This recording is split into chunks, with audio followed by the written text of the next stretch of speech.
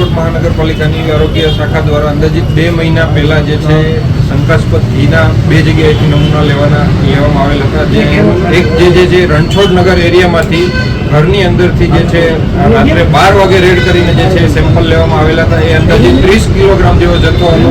તે જ્યારે આપણે જે છે જથ્થો બધો નાશ કરી અને તેનું જે છે સેમ્પલ આપણે લીધેલું હતું. તે સેમ્પલનું જે છે ગઈકાલે જે છે રિઝલ્ટ આવેલું છે તે સબસ્ટાન્ડર્ડ આવેલું છે.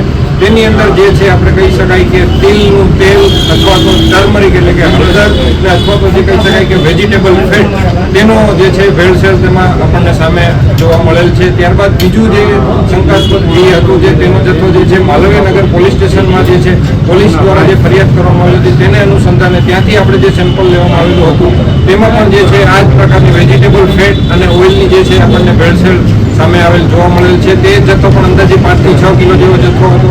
તો ત્યારે એ જથ્થાનો પણ નાશ કરેલો હતો. એ બંને જે છે બંને નમૂનાનું જે છે સેમ્પલ જે છે સબસ્ટાન્ડર્ડ જાહેર થયેલ છે. તો ત્યારબાદ હવે જે છે તેમને જે છે એજ્યુકેશનની કાર્યવાહી આગળ કરવામાં આવશે. સર, આમાં ડુપ્લિકેટ ઘી ખાવાથી કેવા પ્રકારના ડુપ્લિકેટ ઘી એટલે કે જેની અંદર વેજીટેબલ ફેટ છે, વેજીટેબલ ઓઇલ કહી શકાય, ટર્મરિક છે, તિલનું તેલ છે, આવા બધા જે છે તેલ ભેળસેળવાળા યુક્ત ઘી જે છે લાંબા ગાળે ખાવાને કારણે હૃદય સંબંધિત ઘાતક બીમારીઓ થવાની શક્યતાઓ પૂરેપૂરી રહેલી છે.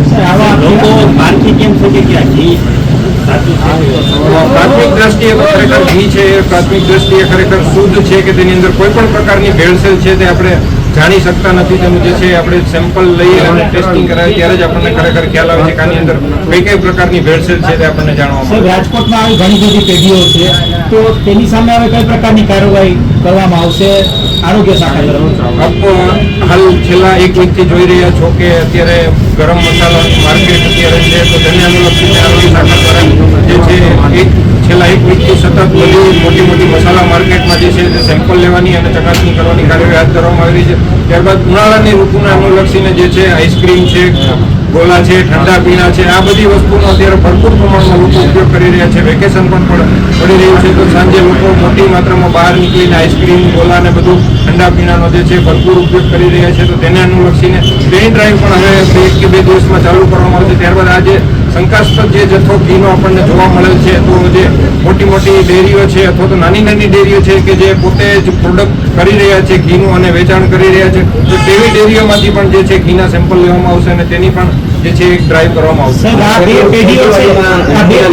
ક્યાં મોકલતી પોતાની જે ઘી એ આ જે છે જે રણછોડનગરમાંથી જે આપણને જથ્થો મળેલ છે એ છે ઘર જે છે ઘીનો જે છે એમનું પોતાનું કોઈ ડેરી કે તેવું કોઈ યુનિટ નથી. એ પોતે જ ઘરની અંદર જ જે છે બનાવતા હતા અને આજુબાજુમાં કે પોતાના જે નજીકના જે કાંઈ હોઈ શકે તેવા લોકોને જે છે તેઓ સપ્લાય કરતા. કેટલા સમયથી આ ઘી બનાવતો હતો? તેઓ અંદાજિત લાસ્ટ 2 કે 3 મહિનાથી ત્યાં જ તેમણે તેના ઘરની અંદર જે છે આ યુનિટ ચાલુ કરેલ હતું અને પોતે જે છે 20-30 કિલો જેવા જથ્થાનો જે છે ઉત્પાદન કરી રહ્યા. બંને પેઢી પર આ જે બંને પેઢી છે તેની અંદર જે છે મેં જેમ કહ્યું એમ એજ્યુકેશનનો જે છે કેસ કરવામાં આવશે. જે કેસ પ્રમાણે જજ સાહેબ દ્વારા તેમને જે દંડ કરવામાં આવશે કે જે કાંઈ શિક્ષાત્મક પગલાં કે તેમને જે કરવામાં આવશે તે પ્રમાણે આગળની કાર્યવાહી થશે.